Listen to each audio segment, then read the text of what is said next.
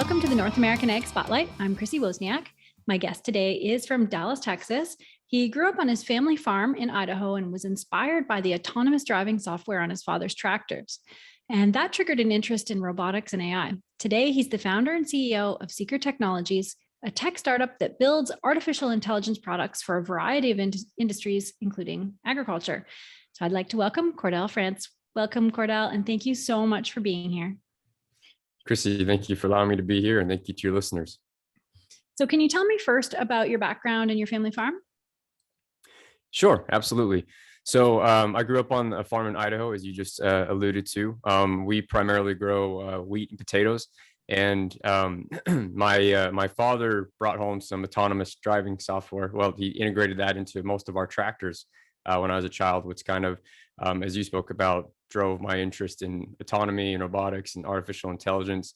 And it's out of everything in my life, the farm's taught me more than I could ever learn in school or anywhere else about several different things. But I decided to kind of give back in my own way, and we've kind of we've developed a lot of our artificial intelligence capabilities for agriculture to try to kind of modernize a lot of the approaches to agriculture right now. And so I work collaboratively with my father a lot and a lot of the people from our farm to kind of bring forth those opportunities and those technologies. And I'm always grateful for the opportunity to go back and test some stuff and to work with them. That's so cool. So can you tell me how Seekar Technologies was born? Sure. So I actually I started off my career in actually the Department of Defense. So I started working on autonomous systems in the Department of Defense, and my colleague and I, when we first founded it, or before we founded it, we were working on some computer vision software. So software that basically identifies patterns through cameras and can detect different things. And we saw that there was quite a bit of opportunity within several different industries that were underutilizing artificial intelligence to its potential. Right now, they weren't quite utilizing it to its potential. And after doing some more coding and some more prototyping on our software, improving it in various ways, we decided to leave those jobs and start Seekar. And it's been it's been fantastic ever since. Haven't looked back. Had a lot of success in a few different industries, mostly in pattern recognition in cameras and vision. And now we're focusing heavily, almost primarily on agriculture right now, to try to kind of boost that industry a little bit and move things forward in that regard. That's amazing. And so in what ways do you serve the ag industry? So more specifically. Sure. So right now we have some products that are introducing AI into, well, not introducing, but are integrating artificial intelligence more heavily into agriculture. And it's interesting because agriculture's had self-steering, right, or self-driving quotes since the late 90s, and we're just now seeing it in a consumer industry coming online where you can actually purchase it in your cars. Now, granted, self-driving on a highway is a little bit more complex than self-driving in a field, but nonetheless, agriculture kind of pioneered that in some regard. And so it's interesting to just see how that's kind of come full circle. But we particularly have noticed that like defense and some aspects of medicine, that agriculture wasn't taking advantage of artificial intelligence to its full degree. And there's a lot of opportunities to help farmers cut costs. And in a variety of ways, whether that's through growing crops or predictive maintenance on equipment, or just better data analytics. That's where we're trying to focus right now. And so a couple of the products we are building right now are particularly on gaining more situational awareness and efficiency about crops, and predictive disease, or being more predictive towards what diseases a crop is succumbed to or it's vulnerable to for a particular season. But also being able to provide predictive maintenance on equipment for tractors. So making sure that, if something, I mean, I've been a part of, and my colleague's been a part of several instances where if we would have caught something in the field, 10 minutes earlier, we could have saved 2 days worth of downtime or tearing an engine apart or something like that. And so being able to kind of try to predict these really heavy failures through a suite of sensors that we developed try to help farmers kind of have better idea of the health of their equipment and try to save them some downtime, is something we're chasing right now to try to kind of, just increase productivity a lot more. Right. Yeah, that's incredible. And Precision Eg's impact on production has been so mind blowing. The choices and options that producers have to weigh when they're just as mind boggling. So, what should producers be weighing back and forth when they're making these purchasing decisions?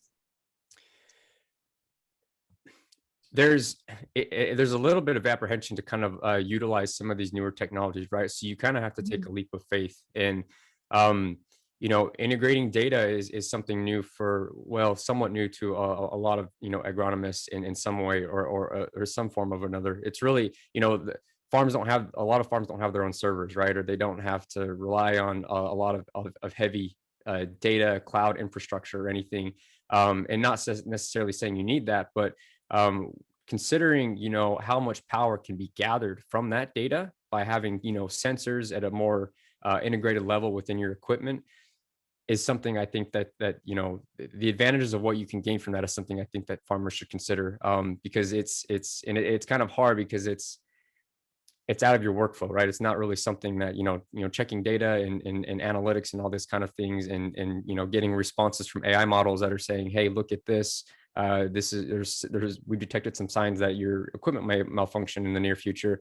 That's not something that I don't think agronomists and farmers are necessarily used to, at least to the level we're going to. But what we're trying to do to try to really help them, kind of to really help them be open to that, rather, is really explain to them the potential and explain to them how much money you can save, how it can benefit your crop, how it can increase your yield, so that they feel comfortable purchasing and they feel comfortable kind of integrating autonomy more into their workflow. That's cool. And how does AI help cut the cost of field visits, for example? So I'll briefly describe one of the products that we build Yeah. that we're building that to kind of help explain this. But we have a suite of sensors that you adhere to a piece of equipment, and it acts kind of like a nervous system for the equipment as it's traveling through the field. So they're called accelerometers, and they basically sense forces. And there's a couple other sensors on there, but you basically put one at each every couple feet with on an implement. So if you have a 36-foot wide implement or anything really any width whatsoever, but and you put these sensors, every couple feet throughout there, they're constantly measuring forces going through the field. And so if you're detecting all of these stresses as the equipment is performing, you can basically say, okay, well, I see that the left wing of this potato marker has received, quite a few stresses because it's hit quite a few rocks. You're going through very, very, a field with a lot of lava rock, or you're going through just very tough dirt. That one part of the implement over the other is likely, going to have weaker welds, or it's going to fail before the others. So this is kind of the information we're trying to receive, is by having this kind of nervous system on some of these implements that allow them to see, they've experienced some pretty high forces. They've been worn down quite a bit. If you have to give attention, or you next time you bring a service pickup out to the field, I would give attention to these spots over the others, because these have a higher probability of breaking before other parts. Now extrapolating that out to a little bit of a heavier degree, you can get a lot of situational awareness about your entire implement all in itself, right? So if this nervous system, if you will, is communicating all this data back to the cab, right, and making it and communicating it in such a way that it's really easy for the cab driver, the farmer, to actually, or the operator to interpret, and he's not overwhelmed by data. He can have all this data in real time to make really critical decisions or really quick decisions, and determine if he needs to call a service pickup out now, or if he's can get away with another fuel tank or another tank of fuel before he's got to call one out, or whatever it is, so that that before it gets to the point where something really breaks down badly and you're down for a few days, right, where you have to actually put an engine back together or whatever. That's kind of where our product particularly is hoping to come in, and increase productivity and kind of augment a farmer's capability in that regard. Right. And you have the kind of the same for crops as well, right? On demand analysis? Yes. So we've been working on some software that's actually works through a mobile app so that a farmer can get more information about crops through artificial intelligence recognizing what's wrong with the plant, right? What's wrong with any crop really. But we have a particular focus right now on potatoes and wheat, and I'm trying to identify different diseases within those. So this app basically it functions through the camera, right? And you can take a picture, and it'll be able to identify different symptoms within the crop itself to say, hey, there are signs of late blight here, or there are signs of rust within the grain, right? Mhm. And being able to have that at a handheld is one thing, but being able to kind of communicate that through an aerial drone where you get aerial photography or a camera on a irrigation pivot, right? That's constantly getting all this data. Um, you can kind of turn the field and all these little instruments into this giant situational awareness hub so that the farmer can determine he can better allocate or she can better allocate their resources. So maybe we don't need to add certain fertilizers or chemicals to this field because it's not as vulnerable as this other field for this, this fall or this spring.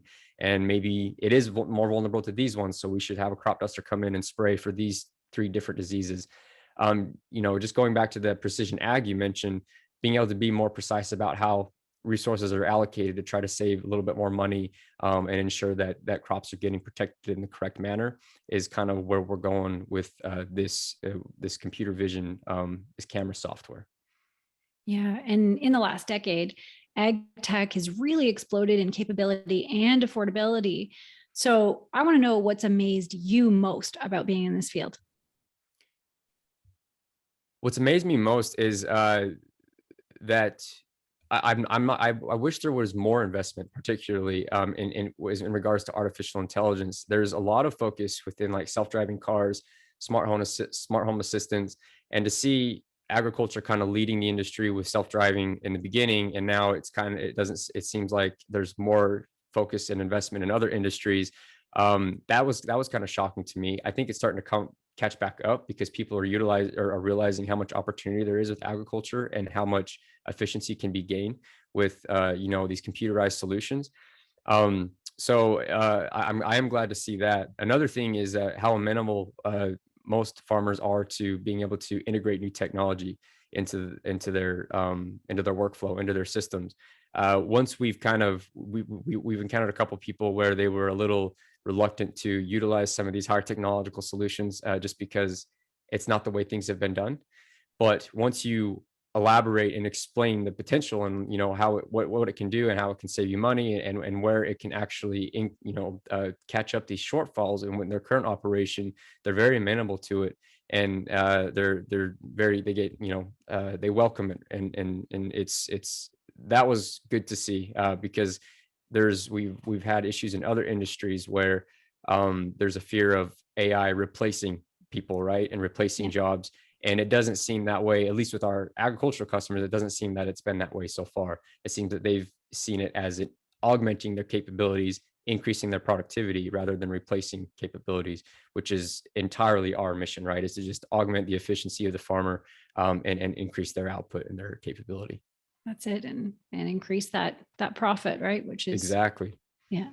Yeah. And so where do you see this going? What crazy things do you think are around the corner? I think there's going to be a lot more investment in agriculture. I was reading a few days ago, well, I think it was a few weeks ago, actually, John Deere acquired a robotics company that actually retrofits tractors to, I think it was Bear Flag Robotics. They retrofit tractors to drive autonomously. So they retrofit them with sensors, LiDAR, radar, all these different things, computer or cameras, so that they can actually navigate autonomously through the field without a cab or without a driver in the cab. And we've kind of seen efforts in that before, but these guys bring it to a whole new level in which it's pretty robust. So to see Deere moving in that direction is really cool because it shows that they're a significant player in the game, obviously, and if they're willing to commit those resources, that just shows where the industry's going. To jump super far into the future for a moment, there's a lot of focus in space, right, and trying to kind of get to Mars, the whole SpaceX mission. I think farmers are going to be a very hot commodity once that, once we actually get there, because we're going to have to be able to figure out how to grow our own food, right, on Mars. And so agronomists and agriscientists and farmers are going to, those experts in the field are going to be heavily utilized, because they're the ones that know how to get, a high yield out of minimal resources in regards to agriculture. And so, hopefully our products and our technology will be able to, benefit in that regard. But it's a very optimistic time, I think, for agriculture, because there's a lot of autonomy and a lot of artificial intelligence that's being adopted into different aspects of the industry, which just is really exciting, because we're going to really see some really cool things happening. Amazing. And you've actually done some pretty incredible things through the company during the pandemic. Can you tell me about that? Yes, absolutely. So the pandemic actually posed some significant opportunities for Seekar, in which we were able to use our artificial intelligence software for a variety of medical purposes. So um, it, most of the people we talked with in medicine before the pandemic were reluctant to use artificial intelligence, because they had that fear of replacing their capabilities, right? And they didn't, pop culture's kind of influence the way we see artificial intelligence, and that it's Terminator, right? And it's going to just basically have this catastrophic outcome. But we were able to actually show that that's not the case, right? We used our pattern detection, our pattern recognition software that identifies different patterns within camera footage, to actually build an X-ray app, a mobile app. And it's called COVID AI. It's available on the App Store. But what it does is, actually, you can snap a picture of a chest X-ray, or import one, and it will identify whether that X-ray has signs that are indicative of COVID-19 or pneumonia or emphysema or all these other things. And our goal with that was to actually help physicians kind of triage patients faster and increase their productivity, because they were under such high demand with, COVID-19 patients. And so they could better allocate respirators and COVID-19 equipment and all these different things. So we ended up actually donating that product for the cause, just to help physicians for the pandemic. And interestingly enough, we're able to use that same software in agriculture to identify different patterns and diseases within crops. And it's been really cool to see that AI used in one industry just be slightly tweaked a little bit to be used in a different industry, and have impacts in both. So it's that was pretty eye-opening and pretty humbling experience. And we actually that medical software we actually put through a clinical trial too, which AI going through a clinical trial is a pretty big deal. So that was fun. I guess. Congratulations. That's amazing. And Thank what you. about the other industries that you work in? Healthcare, like you just said, you're in defense and sports and conservation. So what does Seekar do for those? Sure. So in defense, primarily, we work in target recognition, right? So being able to identify different targets of interest within drone footage, or camera footage of whether it's like a rifle scope. Seekar actually started in animal conservation. We built our artificial intelligence software to work on smart rifle scopes, so that it's actually detecting patterns within the rifle scope to say, okay, hey, this is an endangered species. Don't take action. Don't fire. You are allowed to shoot this. You have a tag, whatever. But that's where that was our debut with our whole artificial intelligence platform. So we're able to transition that pretty easily into defense, and build some, we call it ATR, our automatic target recognition. And what's particularly interesting about the software in that regard is that it's able to kind of see through, detect patterns in smoke, and detect patterns in dusty environments, fog, smudged camera lens, rain, all these types of things, which is typically hard for artificial intelligence to do. And again, another parallel in which it becomes advantageous for ag, right? Because ag is technically a pretty dusty environment, and to use cameras and in agriculture, you've got to be accustomed to being able to see through the dust and the rain and the fog and all of that. So defense is another industry in which we've had good success in. Outdoor sports, if anyone's ever snowmobiled or gone backcountry skiing, sometimes they take a transceiver, like a radio transceiver with them, or an FM transceiver, and it's basically a device that allows you to kind of broadcast a signal if you're in an avalanche, so that you can be easily found. We were able to kind of replace that with an app we built into the mobile phone that was able to get actually better range and better capability. It doesn't drain your battery, so you can use it. I mean, I think we were able to prove 16 hours of battery life or more with our application. But it basically just kind of, everyone's got their phone on them usually, right? And even if you don't have a cell signal, we'll still be able to locate you within an avalanche. Wow. And so being able to provide, increased capability for folks like that within snow sports, and, hopefully save more lives is another application of our AI that we were able to put to good use. Amazing. And so going back to agriculture again, what's the process that you go through with your ag clients? Do you supply a turnkey system for them? Yeah, so we originally started out by like kind of really focused contract work, kind of focusing on a few partners to see what exactly they wanted and what they needed. And that's kind of developed into this broader product in which they can actually purchase, or they can subscribe to. It's called an API, application programming interface. It's basically a product they can download, and it will recognize different patterns. They don't have to tweak it. They just basically select, I want you to analyze our crops for, these pests, late blight, rust, all these different things. And, we'll be able to detect those through either, different mediums, whether it's drone footage or a smartphone camera, whatever it is. So that ends up scaling pretty well and is more of a turnkey solution. But we do have a pretty significant research effort in which we're trying to expand our artificial intelligence capabilities to other aspects of agriculture where, there still needs to be a little bit of testing done. We still focus with our partners to try to bring about these new capabilities.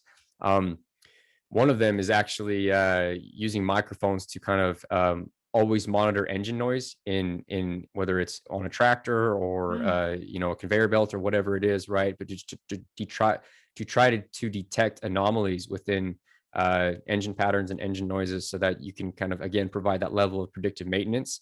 And it's pretty interesting, right? You can kind of indicate whether or not a bearing's come loose, or there's something wrong with a certain piston or whatever. So we have more focused efforts that are not quite scaling yet, but to try to get to a scaling point within the company as well. Yeah, that would be very useful. That's so cool. Absolutely. And so where can people find you if they want to learn more? Sure. So you can go to our website, seekertech.com. You can feel free we do free consultations. So we'd be happy to just listen to your idea or listen to your approach, to an idea that you want to try to solve with AI. And hopefully, we can be a part of that. And you can email me directly, Kordel@Seekar or I'm on LinkedIn, and drop me a line on LinkedIn. And I usually post a lot of our tech and what we're doing and what we're developing. So there's demos and videos and stuff on LinkedIn of what Seekar's doing today on there. Nice. So I have one last question for you. So what fires you up? What were you put on this earth to accomplish? At the end of the day, I focused on legacy, being able to kind of leave a legacy behind, and particularly with artificial intelligence. If I can leave this earth and say that, artificial intelligence moved forward, would not quite have been to the degree it's at now, or the progress of AI would not quite have been to the degree that it's at now without me. Even if it's a very, very incremental progress, then I'll be happy. If I can be a contributor in the field that helps, bring out these cutting edge capabilities to people to improve their lives and move the needle of AI forward, then that's a successful life for me. Well, you're in your mid-20s, right? Yep. Yeah. And you've already changed the world just in what you've done so far. So I think you're on a good path. That's amazing. Well, thank you. I appreciate it. I hope we're just getting started, and I hope that there's a lot more to come in the future to benefit people. Very cool. Well, thank you so much for joining me today. And there's so much to look forward to in ag tech. I just find this like one of my favorite subjects when I'm doing this. Well, thank you. Yeah, thank you for having me on the show and for your time. And yeah, I look forward to more discussions, hopefully in the future. Thank you to your Yeah. listeners. Yes. And thanks to all who are watching or listening. If you want more information, the links are provided in the show notes. Don't forget to subscribe to North American Ag Spotlight YouTube channel. And the podcast is available on Spotify, Apple Podcasts, Stitcher, Amazon, or wherever you listen to podcasts. Have a great day.